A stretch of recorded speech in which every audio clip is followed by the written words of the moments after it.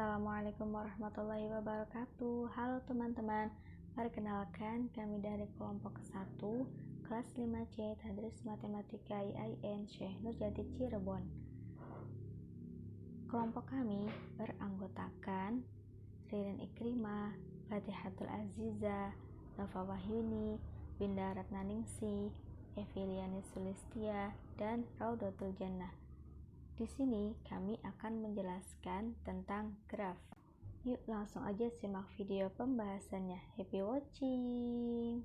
Halo, perkenalkan saya Ririn Ikrimah NIM 18081059 akan menjelaskan tentang definisi dan terminologi dari graf. Definisi dari graf. Graf G didefinisikan sebagai pasangan himpunan BA ditulis dengan notasi G sama dengan BA. Dalam hal ini, B adalah himpunan tak kosong dari simpul, dan E adalah himpunan sisi yang menghubungkan sepasang simpul. Himpunan simpul dari graf G ditulis dengan BG. Sedangkan himpunan sisi dari graf G dinyatakan dengan EG.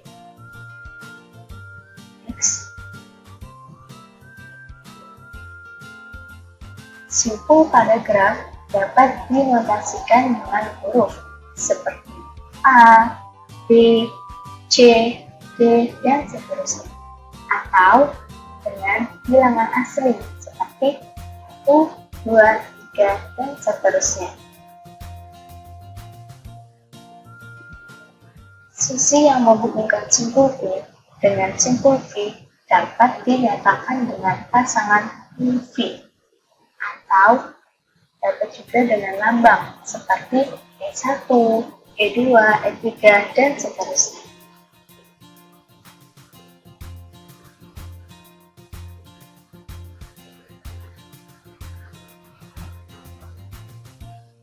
Sebuah sisi dikatakan lurus jika sisi tersebut menghubungkan simpul yang sama. Dengan kata lain, E adalah lurus jika E, B, V.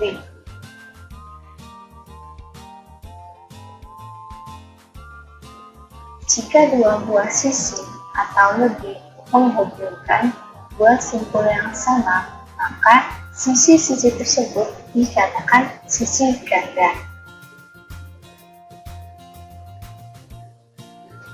Nah, untuk lebih menjelaskan tentang pemahaman definisi tadi, di sini saya memberikan 3 contoh yang berbeda. Untuk pertama, graf 1. Di sini saya teman-teman melihat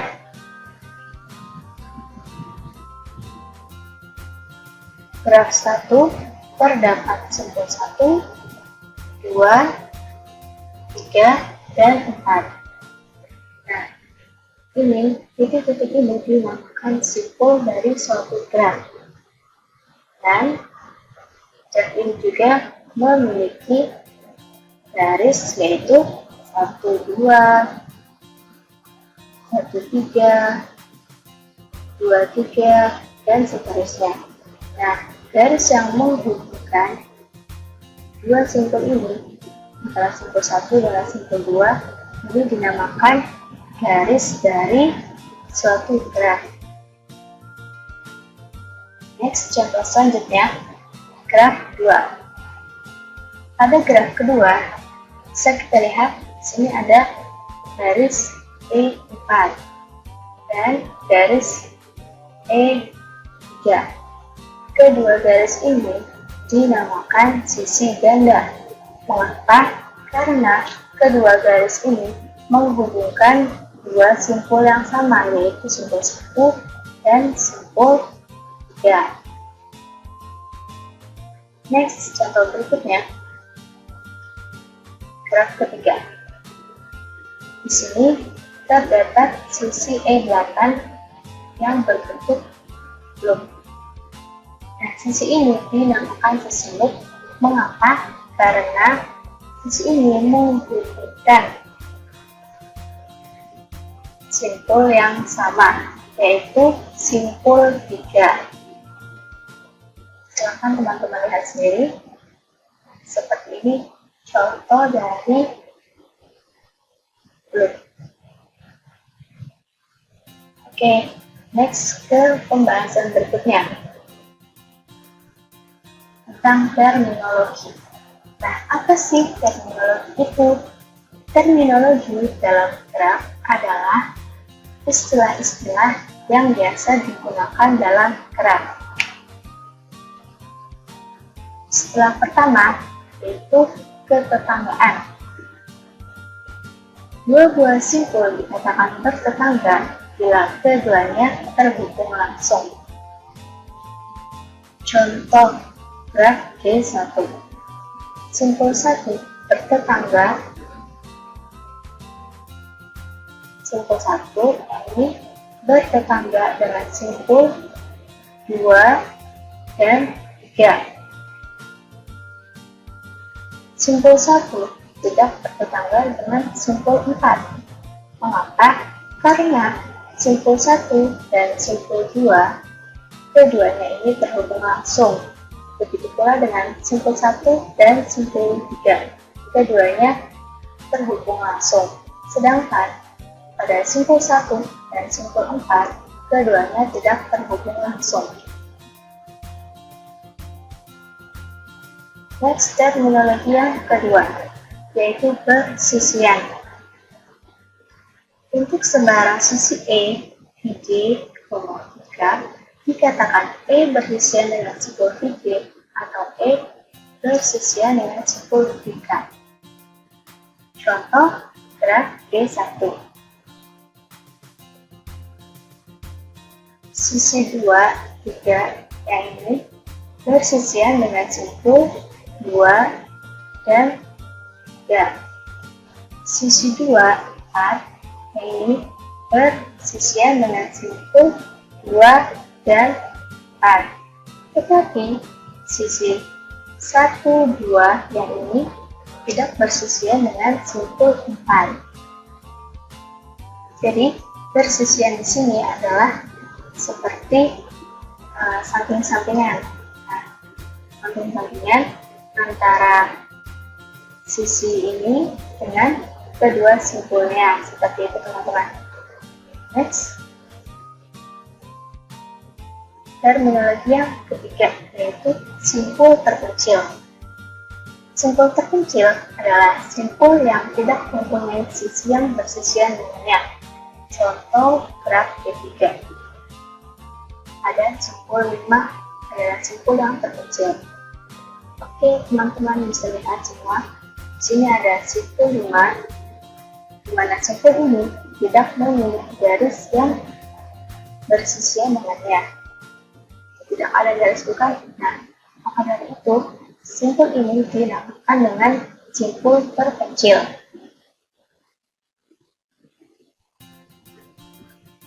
Next, terminologi yang keempat yaitu graf kosong. Graf kosong adalah graf yang himpunan sisinya merupakan himpunan kosong.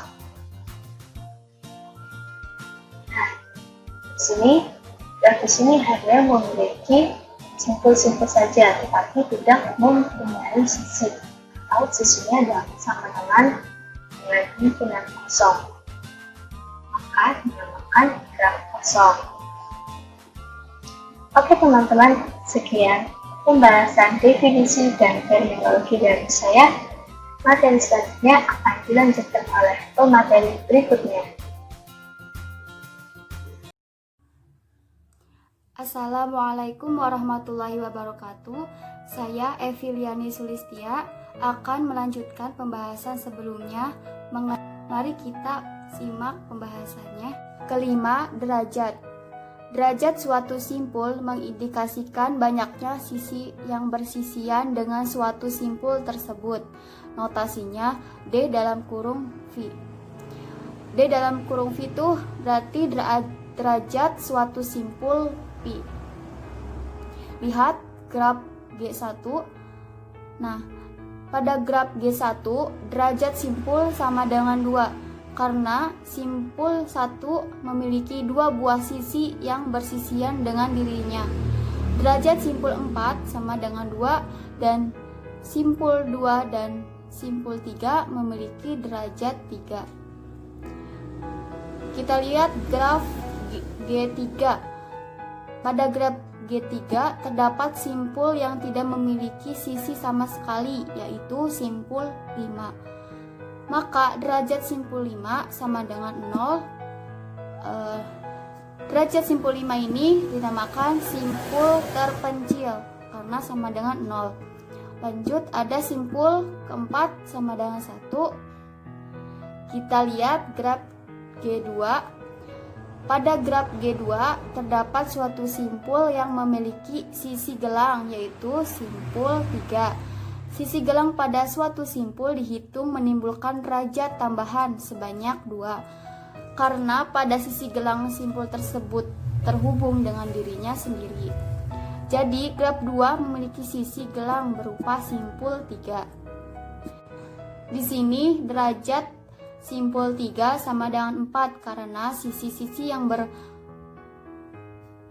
Di sini derajat simpul 3 sama dengan 4 karena sisi-sisi yang menghubungkan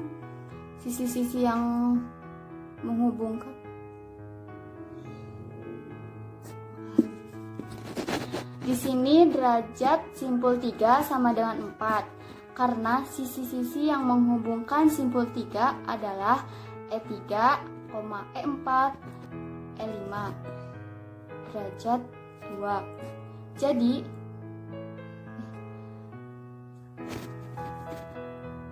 di sini derajat simpul 3 sama dengan 4 karena sisi-sisi yang menghubungkan simpul 3 adalah E3, E4, E5. Nah, E5 adalah dihitung memiliki tambahan derajat yaitu 2. Jadi simpul 3 pada graf 2 memiliki derajat 4 yang muncul dari E3, E4, E5 yang dihitung sebanyak 2 kali. Nah, di sini ada bentuk perhitungannya. Slide selanjutnya ada contoh derajat simpul. Pada graf ini, nomor-nomor yang terdapat pada simpul bukan menunjukkan nama ID simpulnya, melainkan nomor-nomor pada simpul menunjukkan derajat simpul tersebut. Jadi, simbol ini yang angka 3, 6. Nah, kalau angka 3 ini simbol yang menunjukkan derajat 3. Lalu yang 6 berarti menunjukkan derajat 6. Dan yang lainnya juga sama. Selanjutnya ada derajat simpul berarah. Graf berarah suatu simpul dibagi 2, yaitu derajat masuk atau disimbolkan dengan D in dan derajat keluar disimbolkan dengan D out. Lihat pada graf G4. Pada simpul 1 terdapat 2 buah sisi yang menuju simpul 2. Jadi derajat yang masuk pada simpul 1 adalah 2. Sedangkan dari simpul 1 keluar 1 buah sisi menuju simpul 2. Jadi derajat yang keluar simpul 1 adalah 2. Selanjutnya ada hukum derajat simpul. Dalam graf tidak berarah, suatu sisi menghubungkan simpul A dan B akan meningkatkan derajat A sama dengan 1 dan B sama dengan 1. Jadi satu buah sisi pada graf tidak berarah akan meningkatkan total derajat dari graf tersebut sebanyak 2, yaitu kiri dan kanan. Jadi total derajat dari suatu graf pasti sebanyak 2 kali banyaknya sisi dalam graf tersebut. Jadi total derajat dari suatu graf pasti sebanyak 2 kali banyaknya sisi dalam graf tersebut. Inilah mengapa lema jabatan tangan muncul karena banyaknya total derajat dalam suatu graf adalah sebanyak 2 kali dari banyaknya sisi graf tersebut. Maka jumlah derajat simpul suatu graf pasti genap, yaitu 2 kali banyaknya sisi. Coba lihat pada graf G1, di sana memiliki 5 buah sisi sehingga total derajatnya 10. Dalam perhitungannya D1 ditambah D2 ditambah D3 ditambah D4 9, 10. Nah, untuk yang lainnya juga sama perhitungannya. Kalian tinggal membaca dan pahami yang ada di tulisan ini. Selanjutnya ada bagian ke-6, yaitu lintasan atau path. Nah, lintasan ini yaitu barisan sisi yang menghubungkan antara simpul A dan simpul B. Lihat pada graf G1. Nah, misalkan kita menghubungkan simpul 1 dengan simpul 3, salah satu lintasan yang mungkin dari simpul 1 menuju simpul 3 adalah 1,2,4,3, di mana yang dimaksud adalah sisi 1,2, 2,4, 4,3. Nah, barisan sisi-sisi ini dinamakan dengan lintasan.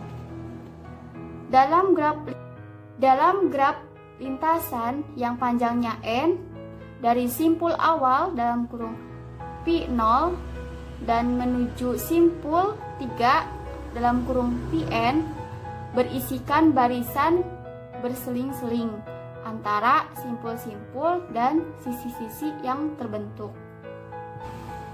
Misalkan kita ingin menuju Pn dari P0, maka kita akan melalui E1, E2, E3 hingga En. Sehingga sekumpulan barisan ini dinamakan sebagai lintasan. Panjang lintasan dari suatu graf dinotasikan sebagai jumlah sisi di dalam lintasan berikut. Nah, lintasan 1,2,4,3 pada G1 memiliki panjang 3. Selanjutnya ada siklus atau sirkuit. Siklus atau sirkuit ini adalah lintasan yang terawal dan berakhir pada simpul yang sama. Nah, disebut siklus. Misal A ke B, B ke C, ke D, lalu ke E, balik lagi ke A. Nah, itu disebut siklus. Lihat pada graf G1. Pada graf G1 terdapat lintasan timbul dari 1,2,3,1. Disebut suatu sirkuit sama dengan panjang lintasan sirkuit yaitu 1,2,3,1 yang memiliki panjang lintasan sama dengan 3. Selanjutnya kita akan membahas terhubung. Dalam graf terdapat istilah apakah suatu simpul terhubung atau tidak dengan simpul lain. Dua buah simpul dikatakan sebagai simpul terhubung apabila lintasan dari P1 ke P2. Dan dikatakan graf terhubung apabila untuk sepasang simpul sembarang di dalam graf tersebut ada lintasan di antara kedua simpul tersebut. Jika tidak, maka suatu graf tidak terhubung. Terhubung. Pada graf ini setiap simpul terhubung dengan simpul lainnya, sehingga disebut graf terhubung. Graf berarah terhubung. Pertama, graf berarah dikatakan terhubung apabila graf tidak terhubung menghasilkan graf terhubung. Kedua, suatu graf berarah memiliki dua jenis. keterhubungan, yaitu untuk graf berarah terhubung kuat apabila untuk dua buah simpul sembarang, yaitu misalnya U dan Pi, ada lintasan dari U ke Pi, maka ada juga lintasan Pi ke U. Tetapi jika tidak ada lintasan dari Pi ke U, maka dikatakan graf terhubung lemah. Inilah contoh graf terhubung lemah dan graf terhubung kuat. Di sebelah kiri dikatakan lemah karena terdapat lintasan dari 2 menuju 4, tetapi tidak ada lintasan dari 4 menuju 2, sehingga disebut graf terhubung lemah. Untuk di sebelah kanan dikatakan kuat karena ada lintasan yang menghubungkan kedua simpul tersebut. Misalnya 1 menuju 3, sedangkan untuk menuju lintasannya melalui lintasan ini. Selanjutnya, pembahasan tentang subgraf dan komplement graf. Suatu graf G terdiri dari dalam kurung Pi, E, bisa kita ambil sebagian grafnya. Nah, sebagian graf ini dinamakan subgraf. Sedangkan komplemennya adalah sisa dari subgraf yang sudah kita ambil. Pembahasan mengenai komplement graf merupakan jumlah maksimum dari subgraf yang mungkin di dalam suatu graf G. Contoh graf di bawah ini memiliki 4 buah komplement. Untuk pembahasan ke-10 mengenai spanning subgraf. Pada subgraf rentang terdapat di mana subgraf mengandung seluruh kemungkinan simpul. Jadi suatu subgraf rentang yang memiliki semua simpul dari mula-mula, walaupun tidak semua mengandung sisi, yang penting semua sisinya ada yang terkandung dalam suatu graf tersebut. Contoh, di sini ada bagian A, B, dan C. Untuk bagian A, graf G, dan untuk bagian B, di sini hanya terdapat 5 simpul walaupun sisinya tidak sama dengan graf G. Nah, ini dapat dikatakan sebagai graf rentang dari G. Untuk yang bagian C, hanya terdiri dari simpul di mana tidak mengandung simpul 4 dan 5. Maka ini dikatakan bukan subgraf rentang dari G. Selanjutnya bagian ke-11 kita akan membahas tentang cut set. Untuk cut set adalah himpunan sisi-sisi dari suatu graf yang apabila diambil dari graf tersebut akan membuat suatu graf terhubung menjadi graf tidak terhubung. Dengan antara lain,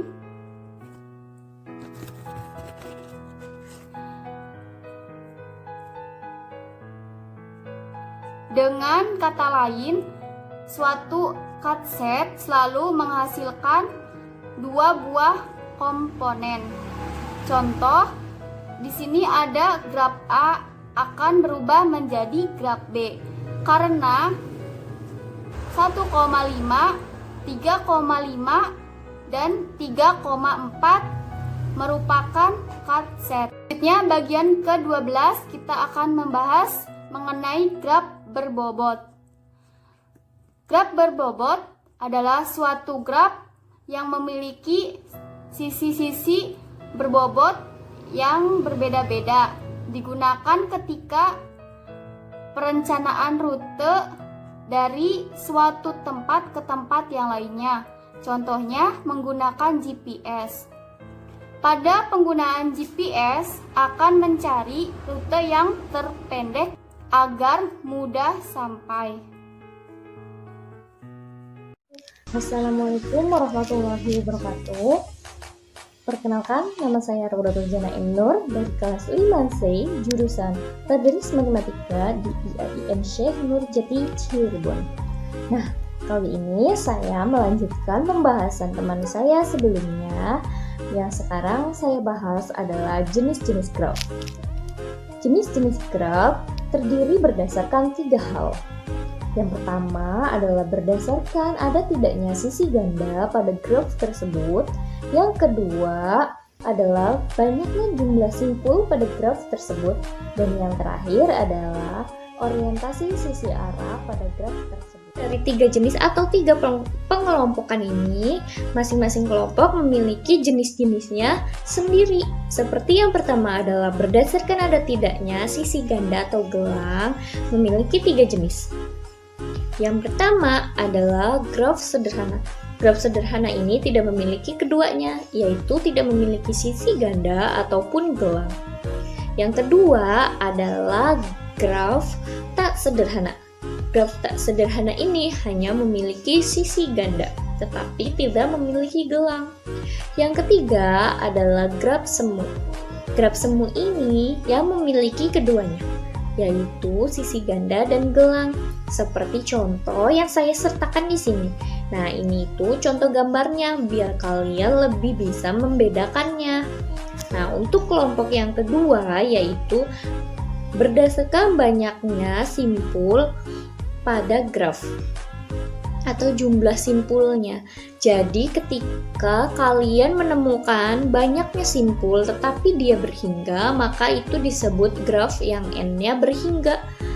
Nah, itu jenis yang pertama. Tetapi ketika kalian menemukan simpul yang banyak banget atau tak berhingga, itu dinamakan graf tak berhingga. Nah, kelompok ini memiliki 2 jenis yang tadi saya sebutkan, yaitu graf berhingga dan graf tak berhingga, seperti gambar di sini. Jadi kalian bisa mengetahui dengan mudah perbedaannya. Dan kelompok yang terakhir yaitu berdasarkan orientasi arahnya atau orientasi sisi arah. Nah, sisi yang tadi kita sebutkan adalah garis lengkung ataupun garis lurus pada graf. Nah, sisi ini yang pertama yaitu bisa berarah atau searah. Nah, jika sisi ini searah, maka namanya graf searah. Itu jenis yang pertama. Yang kedua adalah graf tak searah. Graf tak searah ini tentu saja yang sisinya tidak searah. Nah, seperti contoh yang ini. Jadi, ketika kalian ingin mengetahui banyaknya graf atau jenis-jenisnya, ini contoh gambarnya saya kasih tahu di sini. Jadi, biar kalian tahu perbedaannya. Nah, untuk lebih mudahnya, saya sertakan tabel di sini. Itu adalah tabel-tabel dari semua graf yang bisa dibedakan oleh kalian. Jadi biar kalian lebih mudah untuk memahaminya. Dari selanjutnya cukup sampai di sini saja. Nah, selanjutnya akan dilanjutkan oleh teman saya. Terima kasih. Selanjutnya representasi graf. Representasi graf dalam bentuk matriks. Yang pertama yaitu adjasensi matriks graf tak berarah. Matriks yang digambarkan pada gambar sebelah kanan merupakan representasi dalam bentuk adjasensi dari graf yang sebelah kiri. Beberapa hal yang dapat dilihat atau dapat diterangkan pada adjasensi matriks tersebut adalah: 1. Matriks yang terbentuk yaitu matriks bujur sangkar n kali n, di mana n sama dengan jumlah simpulan yang ada dalam graf tersebut. Yang kedua, data yang terdapat baik dalam baris maupun kolom dapat menyatakan degree sebuah simpulan. Contoh, pada baris D maupun kolom D, jumlah angka satunya adalah 3 buah, di mana jumlah ini menyatakan degree simpul D. Yang kedua yaitu adjasensi matriks graf berarah.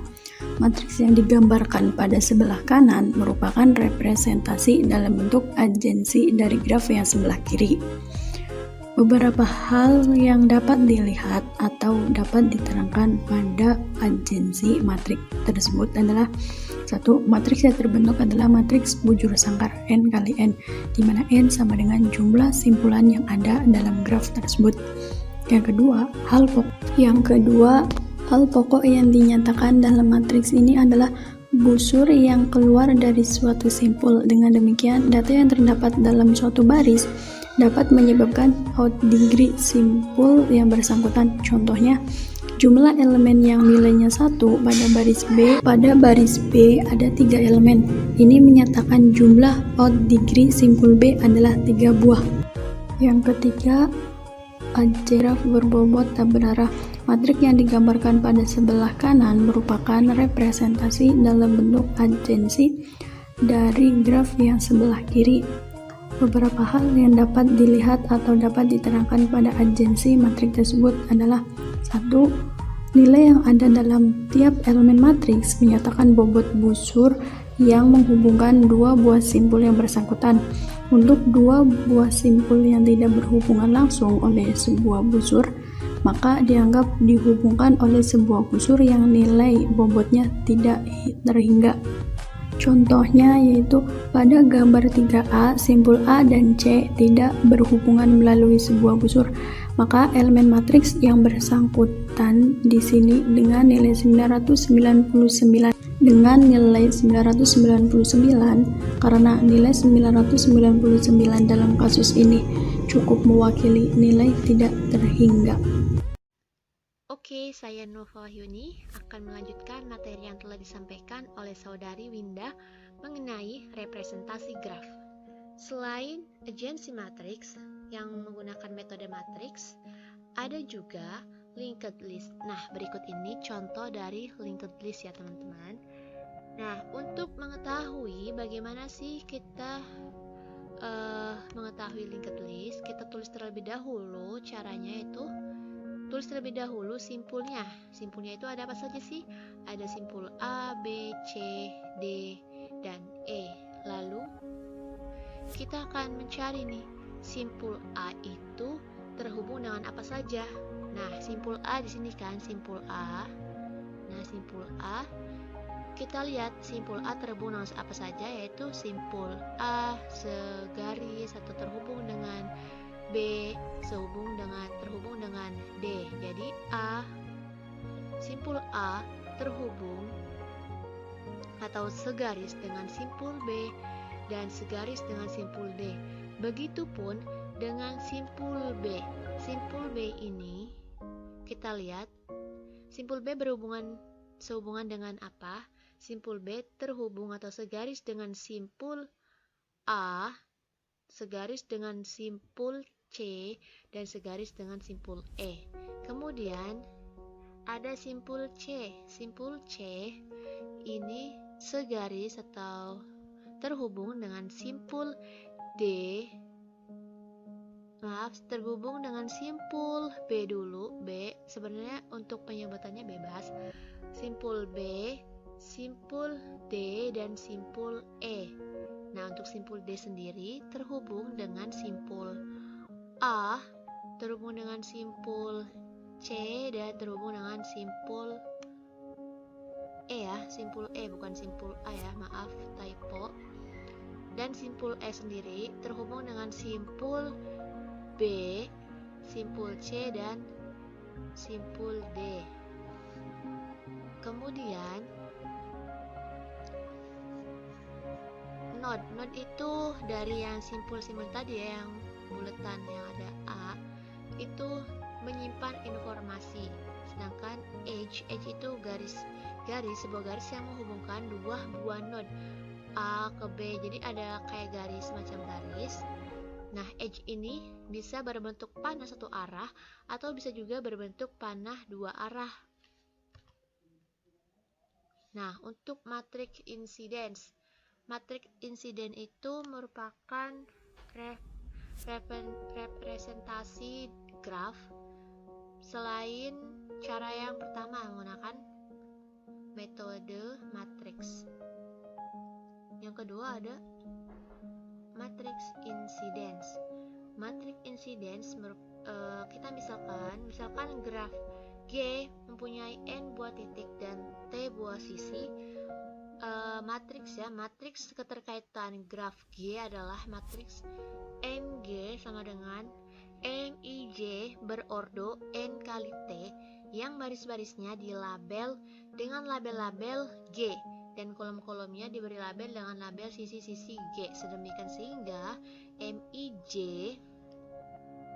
entry-entrynya dalam matriks MIJ itu kita beri 0, 1, dan 2. MIJ akan bernilai 0 jika sisi EJ tidak terletak terkait atau tidak terkait dengan titik VI. MIJ akan bernilai 1 jika sisi-sisi EJ terkait dengan V dan EJ, bukan gelung.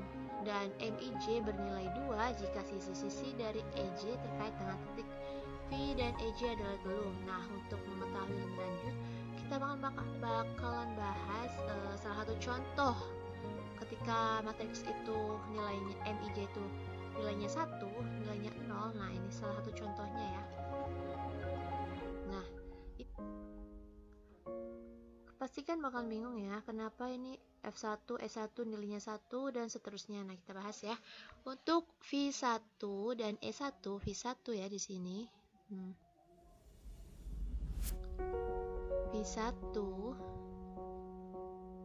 V1 ini ya.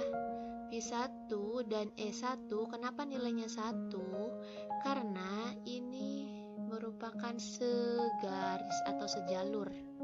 Nah, V1 dan E2, V1 dan E2 sini ya. E2 ini kenapa nilainya 1? Karena sama segaris. V1 dan E3, V1 dan E3 kenapa nilainya 0? Karena berbeda atau terhalangi oleh simpul V2. Nah, terhalangi oleh simpul V2 ya. Nah, yang keempat ada V1 dan E4. V1 dan E4 kenapa nilainya 1?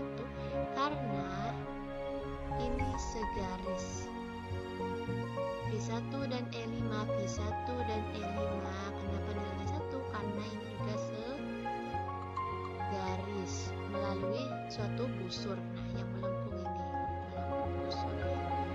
V1 dan E6, V1 dan E6 kenapa nilainya 0? Karena berbeda, karena terhalangi oleh V4, V3 dan V2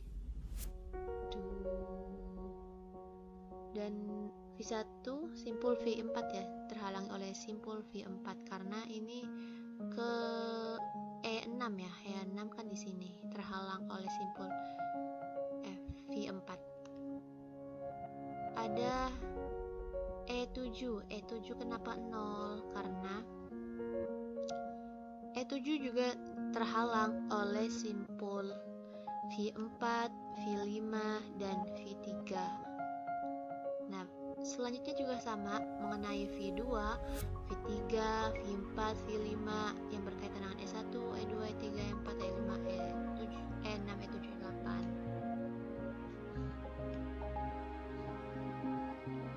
V2 kenapa bisa 1? Ya sama, karena V2 kita lihat di titik V2 ke E1 karena segaris. V2 dan E2 kenapa 0? Karena berbeda, karena terhalang ya. Karena bukan terhalang, ini kan gak ada ininya, gak ada kayak yang menghubungkan antara V2 dan E2. Begitupun seterusnya sampai V5 ke E8. Nah, ini merupakan salah satu contoh dari matriks insiden atau matriks yang bersisian. Nah, kalau kita mau tahu cara mencari derajat dari matriks insiden atau matriks Jensi, maka kita bisa menghitung sisi-sisi yang bersesuaian. Jadi sisi V1 segaris nih 1, 2, 3, 4. Berarti derajat dari V1 ini adalah 4 karena terhubung oleh 4. V1 1, 2, 3, 4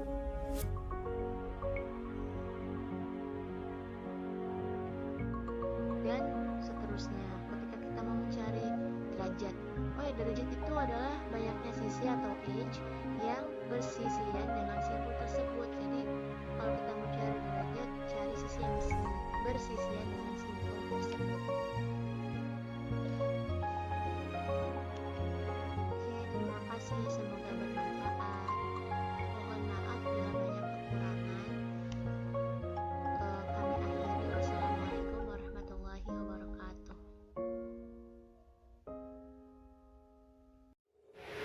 Perkenalkan, nama saya Fatihatul Azizah, NIM 1808105097.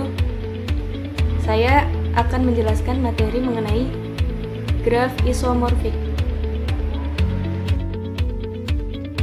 Sebelum ke pembahasan, kita itu secara sederhana, suatu graf A dikatakan isomorfik dengan graf B apabila kedua graf tersebut dapat dituliskan dengan nilai matriks ketetanggaan yang sama.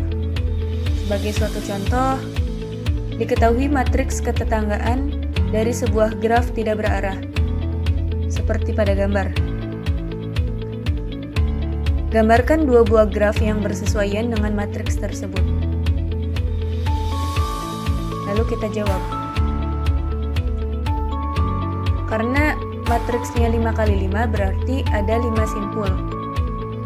Yaitu kita beri nama simpulnya simpul 1, 2, 3, 4, dan 5. Kemudian kita representasikan ke dalam graf, di mana simpul 1 itu berderajat 2,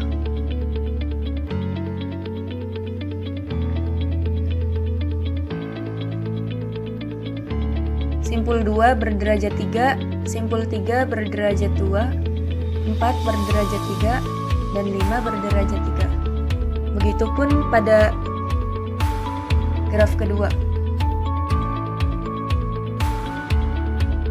0 itu artinya 1 ke 1 itu tidak ada garis yang dibentuk. Kemudian 2 dan 1. Kenapa 1? Karena ada garis yang dibentuk. 2 dan 1. Begitupun 1 dan 2. Dan seterusnya sampai 5 ke 5.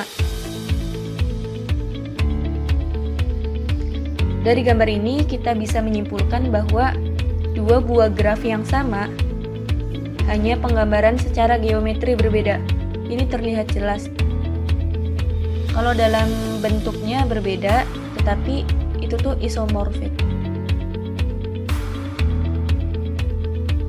Pengertian graf isomorfik. Dua buah graf yang sama, tetapi secara geometri berbeda, disebut graf isomorfik. Misal kita mempunyai dua buah graf, yaitu G1 dan G2. Dikatakan isomorfik itu ketika terdapat korespondensi satu-satu antara simpul-simpul keduanya dan antara sisi-sisi keduanya, sedemikian sehingga hubungan kebersisian tetap terjaga.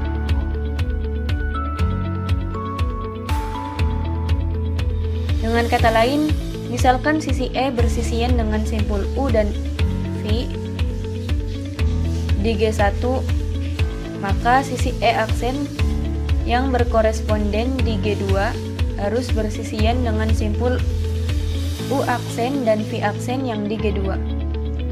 Coba kita lihat gambar yang sebelumnya. Misalkan kita ambil simpul 5 dan 4. Dan sisi ini kita misalkan E.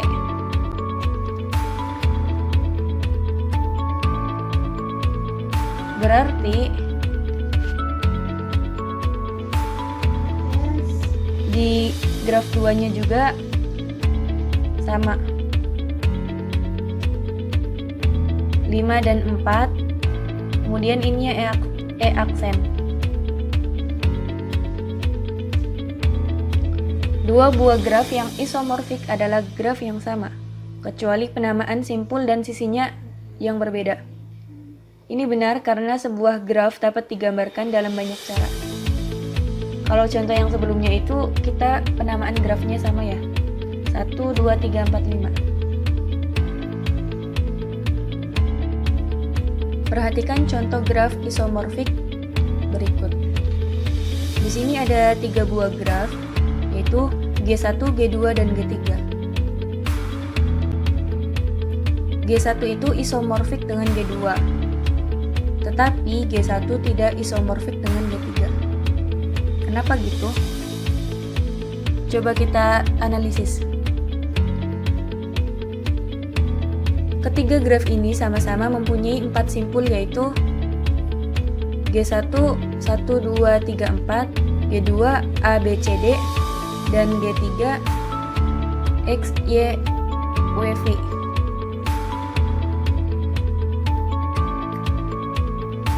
Nah, dalam G1 ini semua berderajat 3.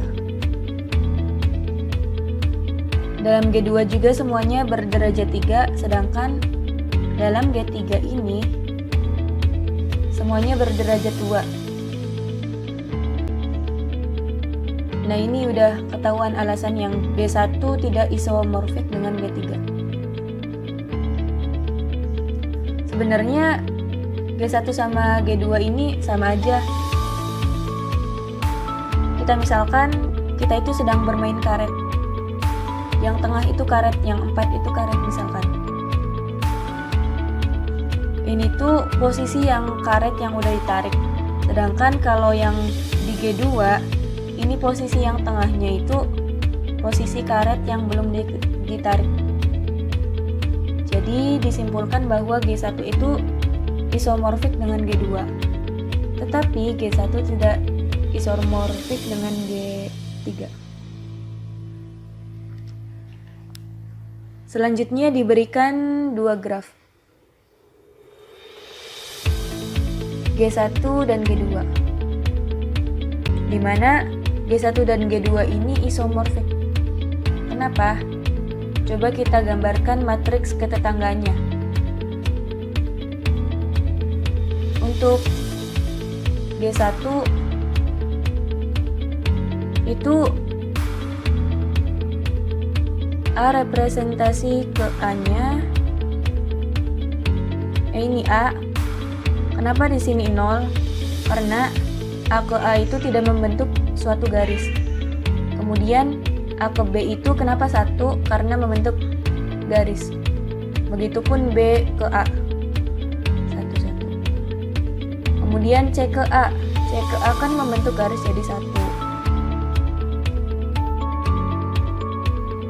D ke A, begitupun D ke A berarti 1. E ke A nya berarti 0 karena tidak membentuk garis. Dan begitu pula seterusnya. Sama G2 juga. Coba kita X ke X. Kan ini nggak membentuk garis. Jadi 0. Kemudian X ke Y atau Y ke X nya 1. Kan ada garis yang dibentuk. Atau X ke Z ini 0 karena nggak ada garis yang menghubungkan ke sana. Kita lanjut ke contoh berikutnya. Ini merupakan graf yang isomorfik. Gambar A ini 2 buah graf isomorfik. Gambar B 3 buah graf yang isomorfik. Nanti coba kalian teliti lebih dalam lagi. Kenapa isomorfik?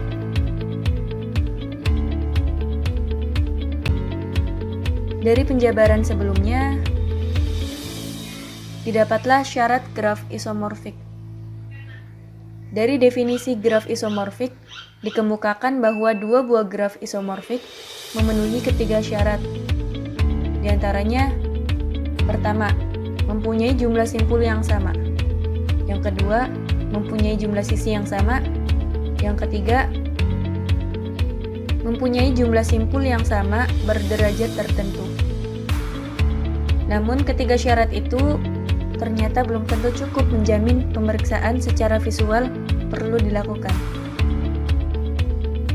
Sebagai suatu contoh, apakah kedua graf ini isomorfik? Coba kita lihat. Kalau kasat mata nih,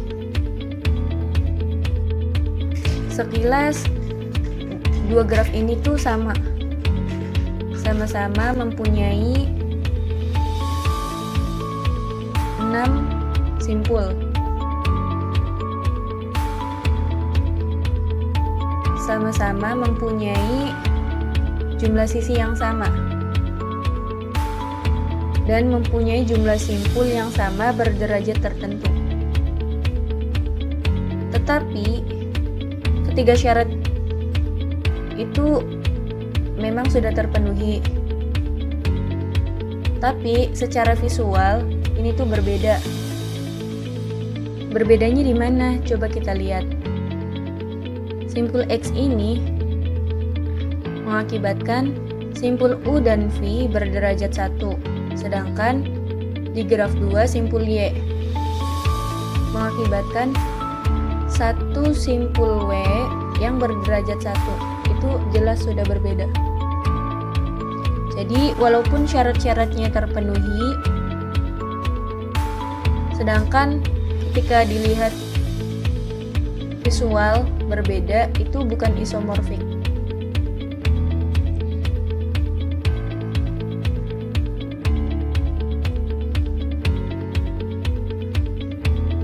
Bagaimana cara menggambarkan graf isomorfik? Misal kita mempunyai soal. Gambarkan dua buah graf yang isomorfik dengan graf teratur berderajat 3 yang mempunyai 8 buah simpul. Pertama-tama yang harus kita lakukan yaitu kita membuat 8 simpul. Kemudian kita, karena ini berderajat 3 semua, kita gambarkan seperti ini.